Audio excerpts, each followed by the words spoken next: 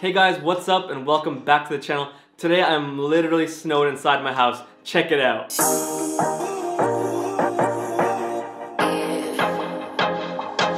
I'm so glad that today I get to just be inside the house all warm and sunny because I definitely don't want to adventure out there. And today we're going to continue the Photo Tuesday series. This is episode 2 and we're going to be looking at your guys' photos and giving you constructive feedback. But before we get into that, let's roll that intro.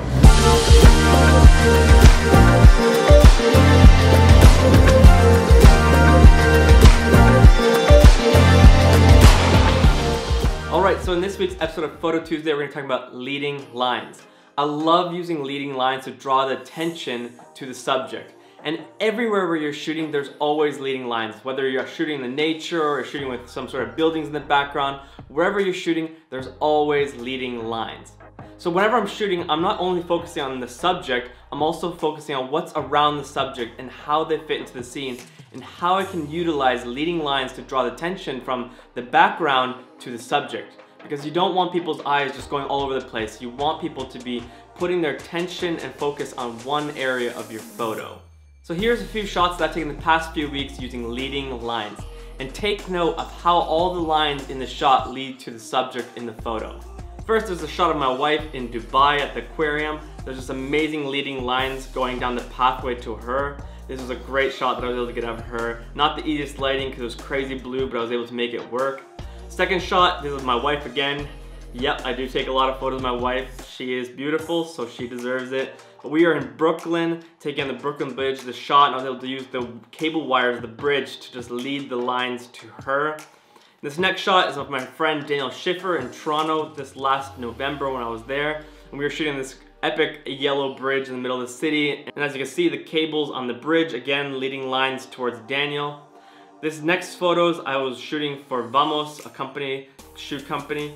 And you can see as I'm sitting on the railing here, the railing is leading lines towards me.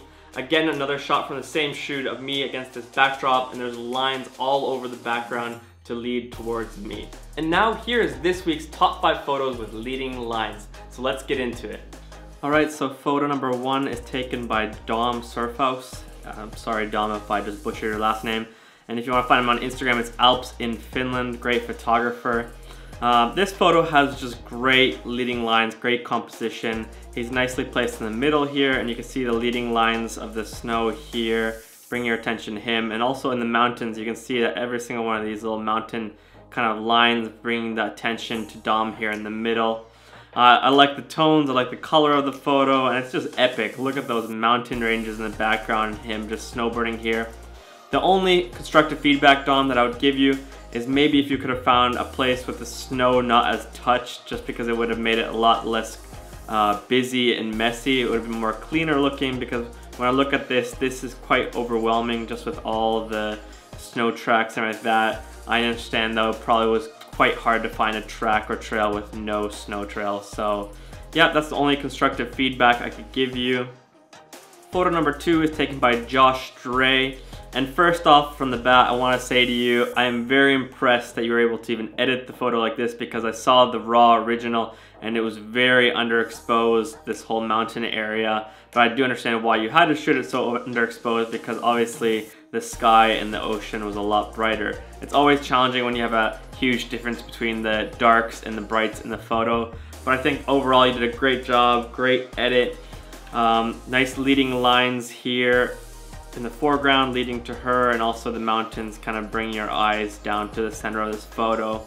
The constructive feedback that I would give was that I probably would shoot the photo more from the right a little bit, just so that you could place her right in the middle of these islands, because right now she's kind of just blocking the islands, and maybe from a little bit of a higher viewpoint or lower, depending what would be better. But right now it's framed nicely in this foreground, but I feel like the background is a little bit distracting. So that's the constructive feedback I would give you, Josh. But overall, great job on the photo, great edit. And I will be editing your photo and take you on that challenge. So let's see what I come up with at the end of this series. Alright, so photo number 3 is taken by Hossam M. Omar. I'm assuming this is a photo taken somewhere in Egypt. I'm not sure if there's other Egyptian pyramids or pyramids in the world, but this one looks like the Egyptian pyramids. But as you can see the leading lines of the pyramid leading to the subject here, and the pyramid lines here, and lines even here. They're all leading to her, which was a great job, well done with the leading lines. The only constructive feedback that I would give is that even though this camel in the background is really epic, in some ways it's kind of distracting. I'm constantly looking at her and then the camel, and I'm not sure which is the main subject in the photo. So I think that if, for example, the camel was a little bit closer to her, or that she was a little bit farther, like closer to the camel, then it wouldn't be such a difference between the two, and that would make it more enjoyable to look at this photo. But still, great work. Love Egypt. I gotta come visit one day. All right, photo number 4 is taken by Jonah Steinberg. This was taken in Canada, supposedly, in Vancouver area or somewhere in the mountains. And this is an epic photo. Just look at this. The reflection in the water here, just super still waters, mountains in the background. Great shot, Jonah. And here you can see the leading lines just of the pond, bringing your eyes to her, and even the mountains in the background. And this part right here is all putting your eyes towards this. The constructive feedback that I would give for this photo is that you seem a little bit distant from the main subject. You know, I feel like she's really far away, and I want to get closer in. And there's a lot of this foreground that's kind of just a little bit useless, to be honest. So if I was to give you a tip, I would maybe just shot with a tighter lens, or then just crop the photo so it would be like that. And bingo, you can already see the difference between this and that. I just feel like this foreground rocks and stuff, they're not really necessary. So just cropping it in, bring it in like that right away makes the photo a lot nicer and a lot better. So simple things like cropping, composition can make that photo just one step better, but still great work, Jonah. Epic shot, leading lines were great. All right, in photo number 5, the last photo was taken by Aritra Gosh. Thank you for sending me these photos, guys. It's always nice that you guys participate and are a part of this community. And I just want to say, Aritra, you have done a great job with this photo. I love the silhouette. I love that you composed the shot within the clouds, not up here somewhere. You fit really into the scene. And there's nice leading lines coming from the ocean waters here and over here, and the horizons leading towards you, and even these clouds leading all my eye to here. I really think you did a great job with this photo. The only constructive feedback I would give was maybe just clean up the beach a little bit, just with a few small clips you can get, just with a few small clicks you can get rid of all this distraction here. And as well, the editing is a little bit funky. It's really blue here, but all of a sudden really pink here. I'm not sure what kind of editing you did here, but maybe just keep the whole sky all pink, or then all blue, depending what it was. Maybe it was like this, but it just seems a little bit unnatural when it goes from straight blue to straight pink like this in really bright colors. But everyone's got their own style. That's just my opinion. You don't have to edit like I do. Keep doing what you do. You're doing a great job.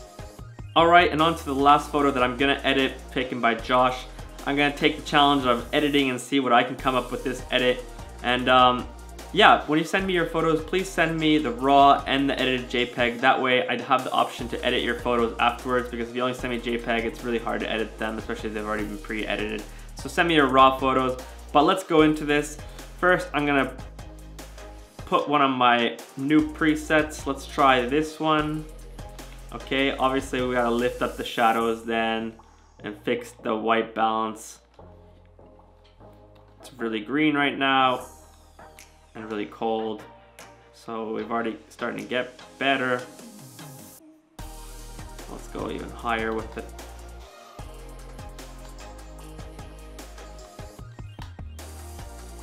It's getting better. I'm gonna bring the shadows down a little bit. I don't want it to be like perfectly exposed. And I'm gonna put a radio filter just to bring the attention to her. Let's see if we can bring back some of the sky. Go to HSL and go to luminance. Bring some of that. Let's see if there is any color in there. Oh, there's some color. Let's see if we can use that.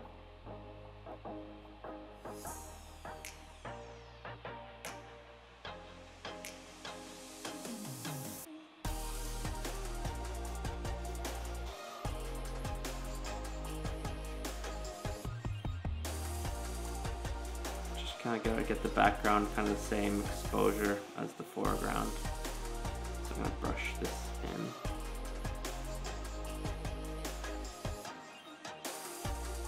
Just gonna drop it in a little bit more.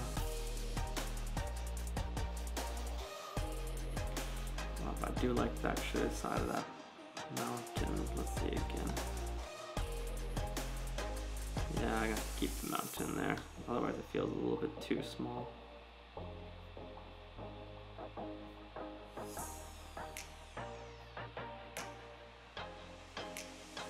I think I like that. Like this to that.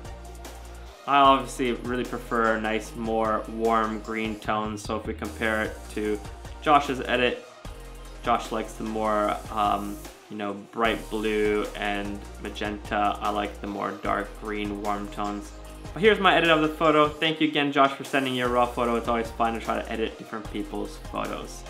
Hey guys, thank you so much for tuning into this week's episode of Photo Tuesday. I'm gonna try to have a little bit of different theme for every single Photo Tuesday. And so the next week's Photo Tuesday, we're gonna talk about portraits. So send me your favorite portraits. Send it through Google Drive or through Dropbox. Don't send it through WeTransfer because a lot of times the downloads expire and I don't get them. And make sure as well when you're sending the photos, put your name as the title of the photo because that way I can give you a shout out in my videos and as well as my Instagram stories. Also, we are nearing the end of our 20K giveaway. There's only 2 days left to enter into the contest. So if you haven't even heard about this 20K giveaway yet, or you have, but you need to get more entries in, make sure you enter into the contest because Aputure has kindly partnered to give away the 120D light and the Light Dome Mini, which is the perfect YouTube studio light setup. That's what I'm using right now in this light right here, and it's soft and so beautiful. So make sure you enter into the 20K giveaway because there's only 2 days left, and one of you is gonna be the winner. So make sure you enter it. And last but not least, make sure you smash that like button and subscribe to the channel so you can keep up to date with the latest videos. There's gonna be a new video coming out on Thursday about GoPros, so stay tuned for that. I think it's gonna be great. Guys, have a great week. I'll see you on Thursday.